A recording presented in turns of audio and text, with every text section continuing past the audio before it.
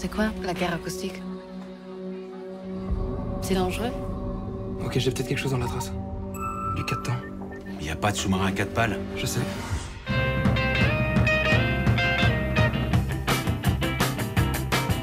Salut les kids, c'est Cinéma des potes, on vient de voir Le Chant du Loup et on inaugure une nouvelle rubrique puisqu'on va vous faire une critique en live du film, à la sortie du film, vraiment à chaud. C'est même pas à chaud, c'est brûlant.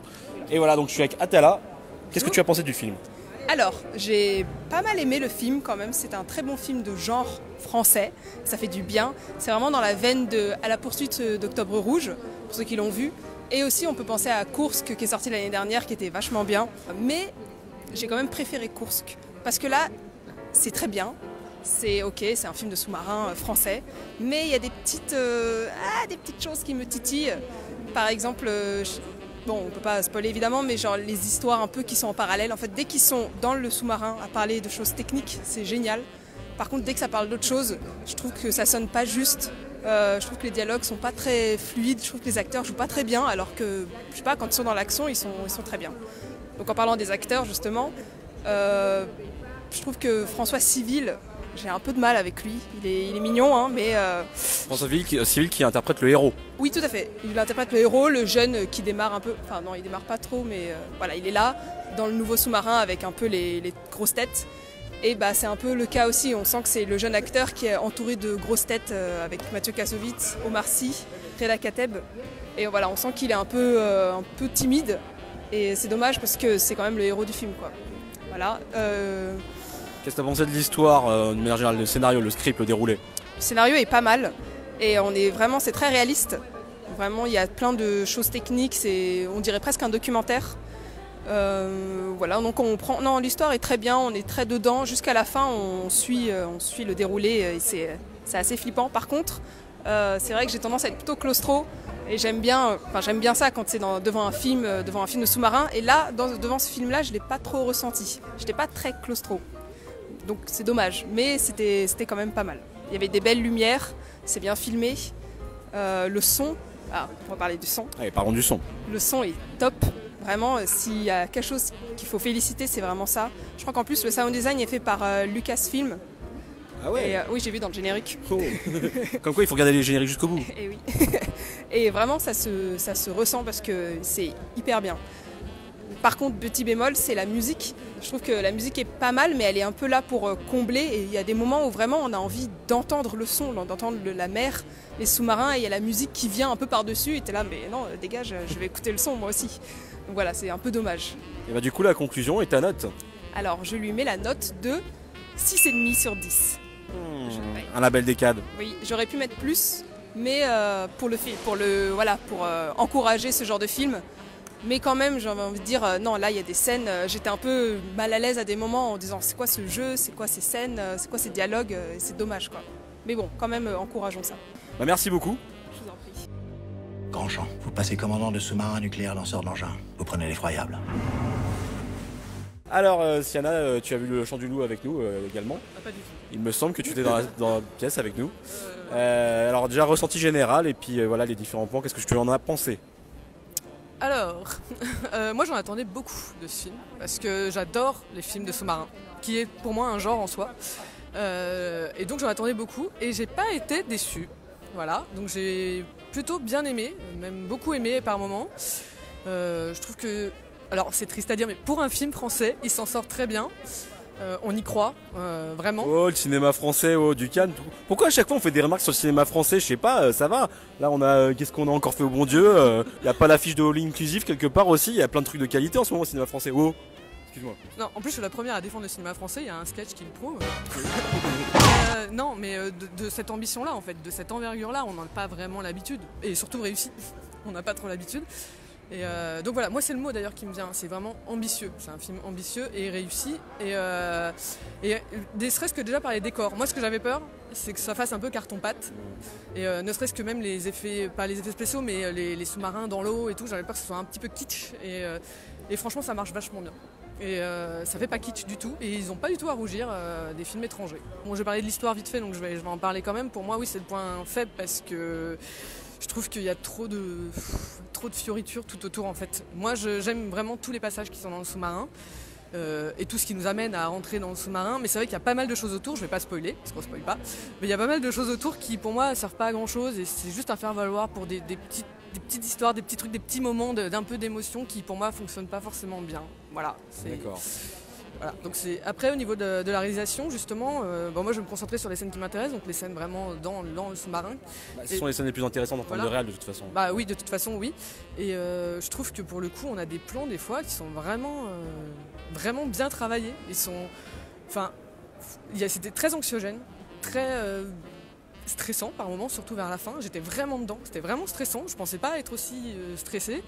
Et ça marche bien, et les gros plans, et même dans le sous-marin, il y a quand même le côté, peut-être moins que dans les films américains, ou dans les films, je dis un film américain parce que pour moi, la référence en film de sous-marin, c'est U571, qui est sorti dans les années 2000 et qui pour moi est le meilleur film de sous-marin que j'ai pu voir. Et on n'est pas très loin au niveau du côté un peu claustrophobique d'ailleurs. Donc on n'est pas très loin, même si, je trouvais l'autre. Voilà, U571 beaucoup plus stressant dans le sens où là c'était vraiment en moite, on les voit transpirer et là ça manque un petit peu là, ça reste un peu trop propre pour moi. Mais franchement c'est quand même assez réaliste et on y croit et c'était le plus important pour moi dans le film. Voilà, c'est ce qui m'a fait venir. Un petit mot sur le casting ? Oui, alors très bon casting. Je sais que tout le monde va un peu tiquer. Je pense beaucoup ont tiqué sur la présence d'Omar Sy et franchement, il fait pas. Alors j'ai un truc à dire. Non. Il s'appelle Omar Sy. Non. Moi ça me fait pas tiquer du tout parce que si en anglais ça veut dire mère, donc il a toute sa place dans ce film. Voilà. Merci, au revoir. Bon, c'est moi qui ai le micro. Voilà. Et franchement, non, ils sont tous vachement crédibles. Ouais, vachement crédibles. Ouais, ils sont très crédibles. Et surtout, Mathieu Kassovitz. Bon, moi, je suis pas trop surprise de le voir dans ce genre de rôle parce que je l'ai vu dans le Bureau des légendes et ça marche parfaitement. Et là, il n'y a pas de raison. C'est pas le même rôle évidemment, mais on est quand même dans le même contexte à peu près. Et du coup, ça marche très bien. Même Reda Kateb. Ils sont tous très bons. Même François Civil, moi, il m'a pas plus perturbé. Je suis assez d'accord par contre avec Atala sur les scènes hors sous-marin. Surtout pour lui, qui sont. Des fois on n'y croit pas trop et elles sont un peu malaisantes même pour moi. Il y a certaines scènes qui, je me dis ça marche pas trop. Mais bon c'est pas grave parce que le plus important c'est le reste et là ça marche. Est-ce qu'il y avait des dernières choses que tu voulais mettre, par exemple un peu sur la musique ou le son, travailler sur le son, voilà, c'est plus sa place dans le cinéma français aussi. Le travail sonore il est hyper important parce que c'est là-dessus qu'est basé le film, déjà dans un film de sous-marin, mais en plus ce film-là, parce que c'est vraiment le but du film, le thème du film pardon. Ouais, on peut peut-être juste préciser pour les spectateurs, le héros, son rôle dans le sous-marin, alors je sais plus comment il s'appelle, leur surnom. C'est l'oreille d'or. Voilà, c'est l'oreille, c'est le gars qui est les oreilles du sous-marin, en fait, voilà, qui écoute les signaux de la mer pour repérer les autres sous-marins, etc. Donc c'est le personnage principal et donc vraiment le son est hyper important dans ce film. Et du coup ça marche bien. Il y a un gros travail sur le son et franchement ça marche bien. Ça fait pas. Là aussi ça aurait pu faire très kitsch genre. Et non on y croit vraiment. Puis nous quand on l'entend on se dit c'est le bruit de mer quoi. Et c'est vrai que c'est quand même bien décrit et bien foutu et c'est bien. Après je rejoins Atala sur la musique qui est un peu oubliable. Même d'ailleurs quand on a parlé de la musique après je me suis même dit oui c'est vrai il y a de la musique mais voilà elle m'a pas gênée. Comme ça a peut-être gêné, mais moi ça m'a pas gêné, mais elle sert à rien quoi. Moi elle est carrément oubliable, voilà. Et en conclusion, moi j'ai passé quand même un bon moment. J'ai eu à peu près ce que j'étais venu chercher. Je suis pas déçue et j'encourage ce genre de film. C'est très ambitieux, c'est plutôt bien réussi et c'est pas kitsch et voilà.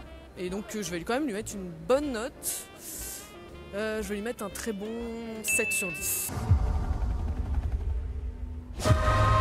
L'attaque majeure est en cours sur le sol français. Le président de la République me commande d'effectuer une frappe en riposte. Je vais pas aller par 4 chemins, le Chant du Loup, bravo, j'ai surkiffé. Vraiment moi j'étais à Donf quasiment tout le temps. J'ai trouvé que c'était un film hyper prenant, hyper beau, hyper bien réalisé, très bien joué, donc au global vraiment bravo. Pour préciser, déjà sur l'histoire, moi je trouve pas que le scénario c'est un point faible parce que le fait qu'on soit accroché, je trouve que justement c'est un talent d'écriture, c'est pas hyper simple. Je suis d'accord qu'il y a un petit coup de mou au moment du film, quand on sort des scènes de sous-marin c'est un petit peu en dessous, mais quand même je trouve que ça définit un certain nombre de choses. On découvre à ce moment-là vraiment que le personnage principal c'est il est presque autiste de son métier, etc. et qu'il a des tics qui permettent de le comprendre un peu plus. Après je suis d'accord c'est un petit peu moins fou, mais alors tout ce qui est en mer et sous-marin, Les passages militaires, là franchement j'ai rien à dire, c'est hyper bien documenté, c'est hyper bien fichu. Donc pour moi l'histoire ça a vraiment fonctionné.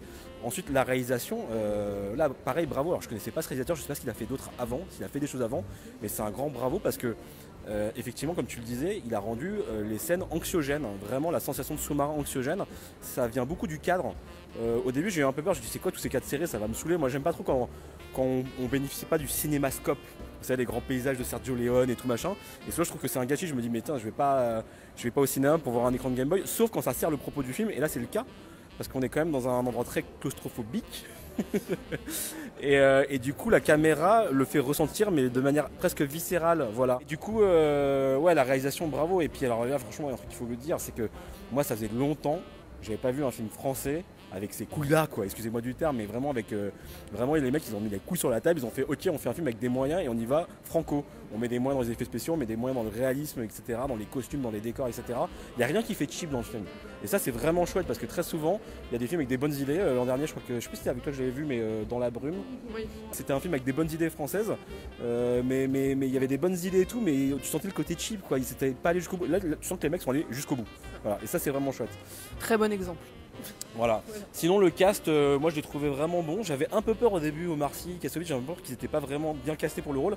Et en fait le film allant, je me dis non en fait ils sont parfaits. Même François Civil que je trouve peut-être un tout petit peu moins beau, je trouve que dans son personnage, il fait le taf. Et d'ailleurs c'est marrant parce qu'il joue un militaire alors que c'est civil. C'est un civil, vous avez compris, humour. On n'explique jamais une blague, sinon c'est mort.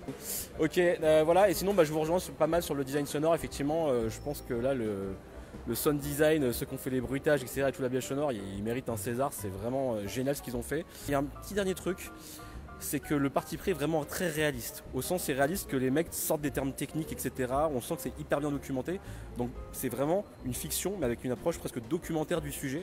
C'est pas Top Gun si vous voulez, quoi. C'est pas les mecs cool, hop là, blagounette, clac clac. C'est vraiment hyper sérieux. L'armée, les termes, les fonctionnements, les codes, etc. et tout. Donc si le côté trop sérieux, trop technique vous saoule, ça peut vous sortir éventuellement. Moi j'adore ça personnellement. Je trouve que le réalisme participe au côté on est dedans. Voilà. Donc juste ce petit bémol peut-être pour certaines personnes. Donc si vous êtes dans mon cas, franchement moi ce genre de film, je dis bravo, faut encourager ça. Vraiment bravo d'avoir fait ce film là. C'est super bien léché. J'ai envie de l'acheter en Blu-ray donc c'est très bon signe. Et donc je lui mets la note de 8,5 sur 10. Voilà, banco. Bam. Merci, n'hésitez pas à partager la vidéo, à liker, à commenter, à nous soutenir. Nous on fait ça par passion. Et le seul salaire qu'on a, c'est vos commentaires, le fait de débattre de cinéma avec vous, d'avoir des gens qui nous suivent et qui débattent. Donc voilà, c'est cool. Si vous avez aimé cette vidéo, n'hésitez pas à partager et à nous donner votre avis. Voilà. Ciao. Ciao.